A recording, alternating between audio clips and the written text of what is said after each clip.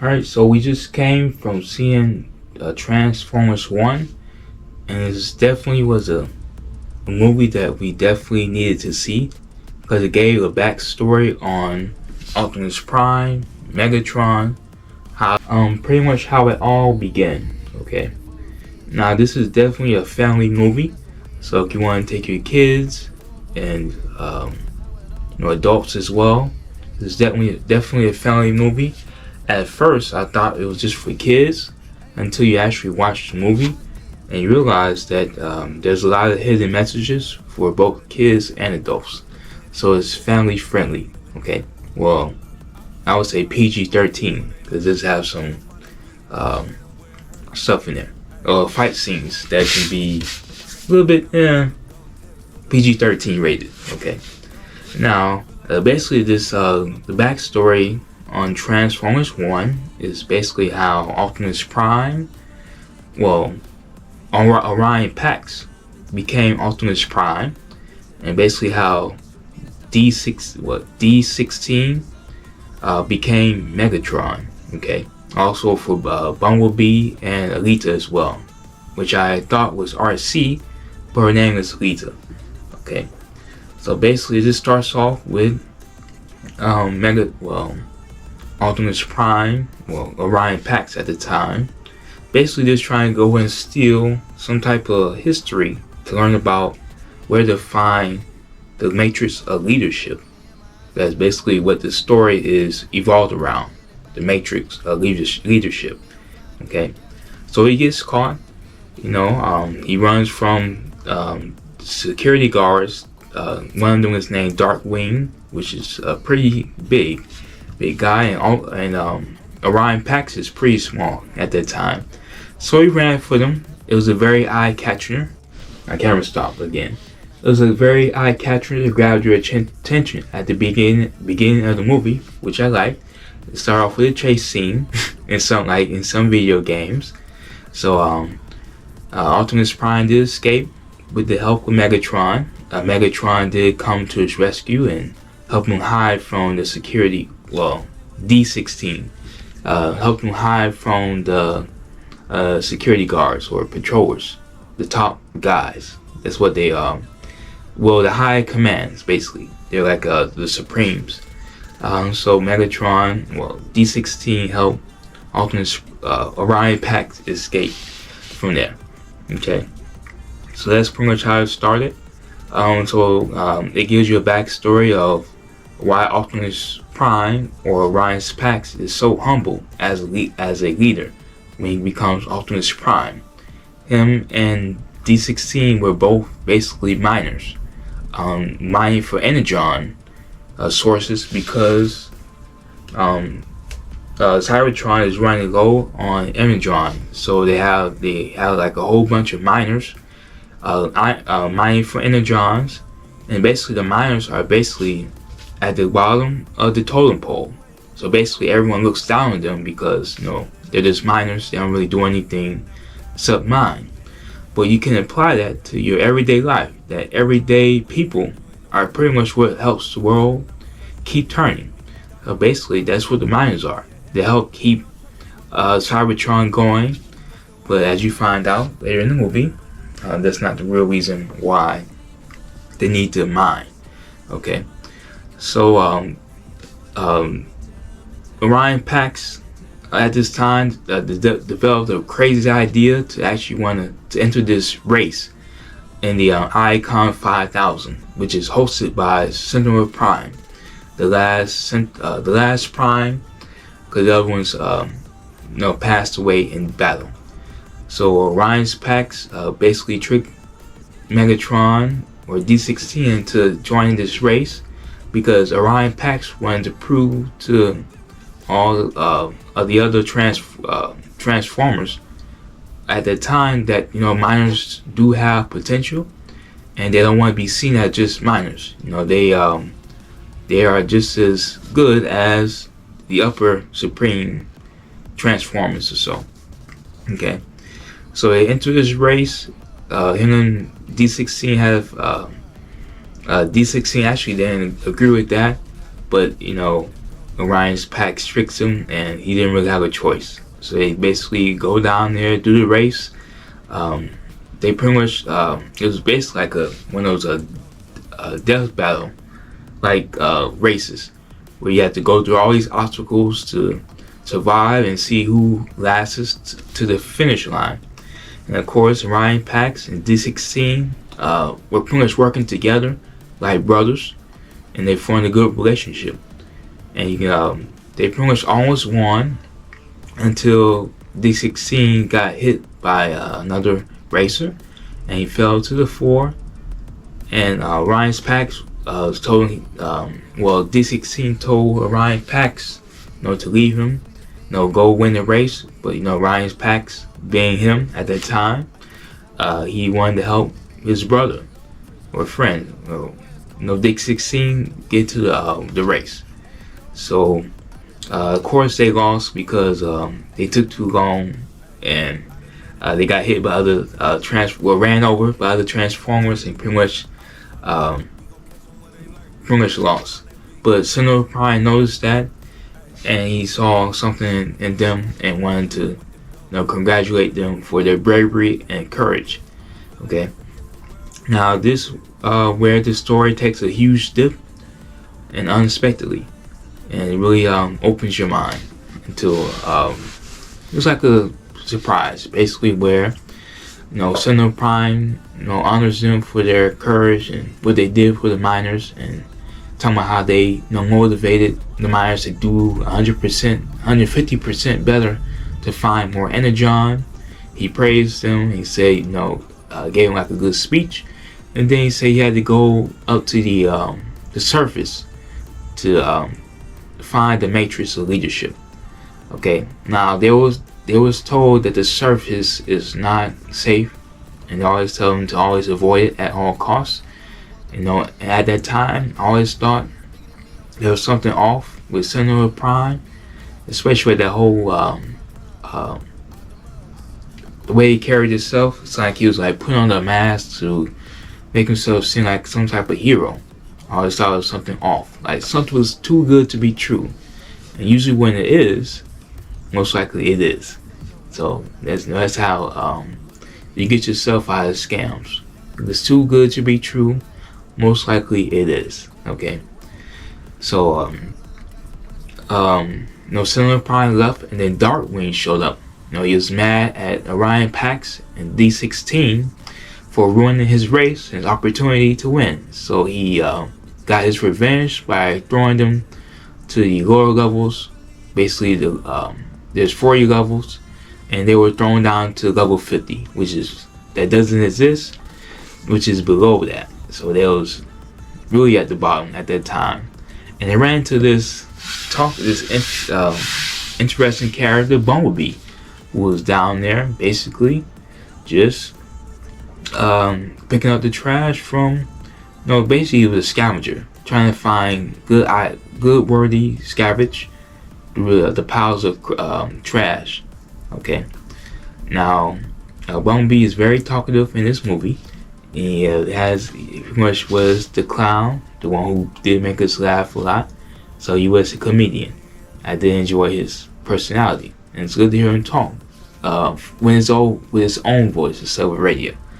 Okay, so basically, just gonna cut that short. He had this long, and he was pretty much lonely. He was by himself to the point where he created 3 unalive robot friends that he called them. Okay, so basically, because he was there by himself, and then one of the robots decided to was activated, and basically it left a message from Alpha Trion, who was saying how they think they found the matrix of leadership. And that's pretty much where the journey begins for all 3 of them. And then they run into Alita, who was still mad at Orion Pax for getting her demoted for not following protocols in the mining facility. So she got demoted because of that, and you can watch that in the movie. Okay, so you got this. So then they go on this journey to find the matrix of leadership, and then they ran into the place where the primes were all destroyed in battle, and then that's when they Bumblebee gave, I think it's Alpha Trion, one of his sparks to get him talking again. And it's how he explained about how Sentinel Prime had betrayed the primes and wanted to get the matrix of leadership for himself, and he basically had them set up and destroyed by the Quintessence. Basically, I believe they're the ones who created the Transformers. They're like the god beings in that movie. So he betrayed them, and then they end up catching, Sentinel Prime, making a deal with the leader of the Quintessence, and basically saying he's just using the Energon to this give it to the Quintessence, I guess. So basically, it pissed D16 off / Megatron and made them really mad that he was pretty much deceived his entire life, because he did idolize Megatron's Prime. That was his role model. Out of all the primes, I forgot most of their names, but yeah. So that's pretty much the story, the down path of what made D16 / Megatron turn evil, okay, in that movie, okay. So I really enjoyed that background story of Megatron, and I think I like that one better than the one where he was actually corrupted by what's his name, by Unicron. That's a whole different story, okay. And so basically, they run into these High Defenders, or Skylords, forgot what they call them, which is Starscream, Shockwave, and Soundwave. Basically the three trios. Eventually, Megatron becomes the leader. Okay, they run into them. They develop a plan to take down Sentinel Prime. And of course, Megatron did challenge Starscream to a fight and won. Surprisingly, because he just learned how to transform at that time. Okay. So you got that part. Then you have them. Then they all this how Orion Pax with Optimus Prime and Megatron with their separate rays, because Megatron had one idea and Optimus Prime had another, and that was, you can kind of see the downfall. It gets worse at the end. Okay.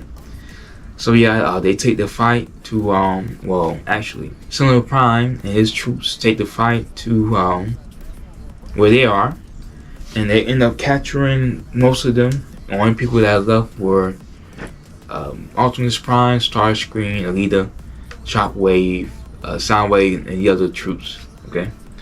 So then they develop a plan.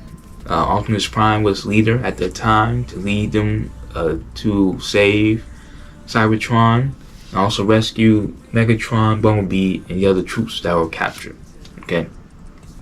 So they had a huge fight. Sentinel Prime eventually met Megatron, had them all tied up.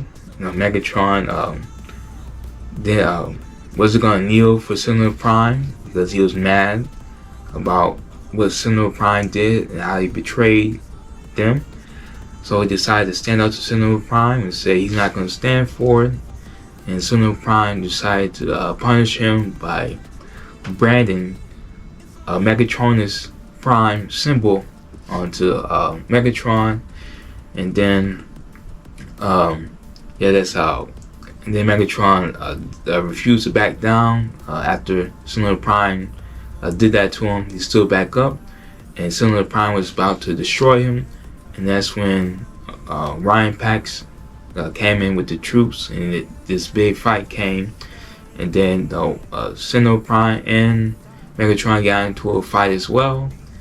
They battled for that part, and I think Sentinel Prime was about to destroy Megatron until a speech came on about how Sentinel Prime plot was revealed, that he lied to all the Transformers, how they basically deceived him to basically just work for him. He was like the main boss. He could live a good life, taking the Energon to the Quintessence and removing the Transformers transforming spark, and that made a lot of the miners angry, and they decided to rebel with Orion Pax and the rest of them. Okay, so then that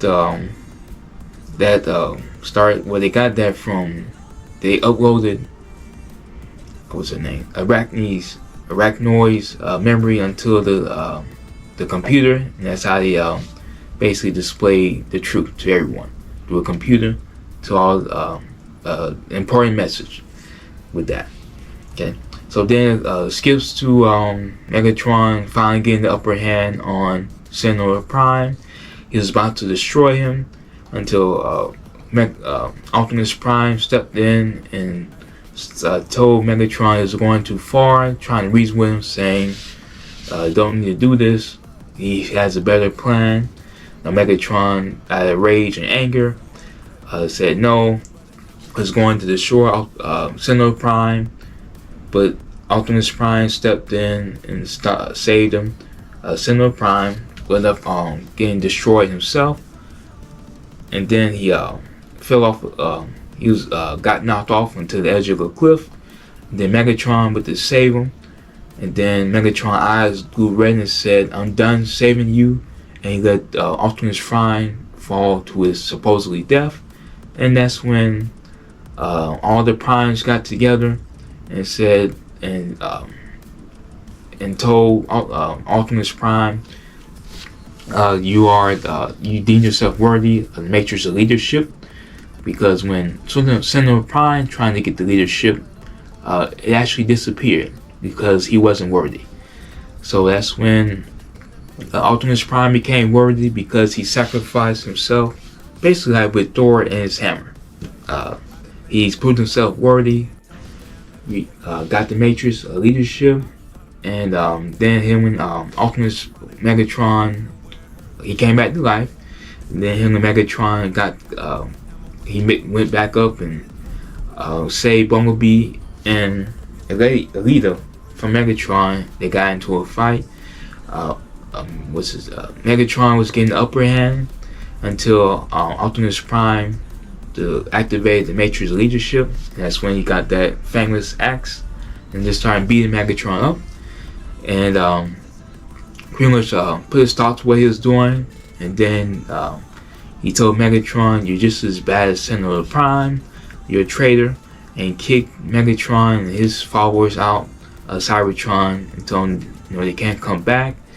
And Optimus Prime restored Cybertron's life, giving everybody their transforming sparks back, and got them all, got the Energon replaced. Basically, he became the hero and the leader of the Transformers. Now, I can't remember if they called themselves the Autobots at that time, but yeah.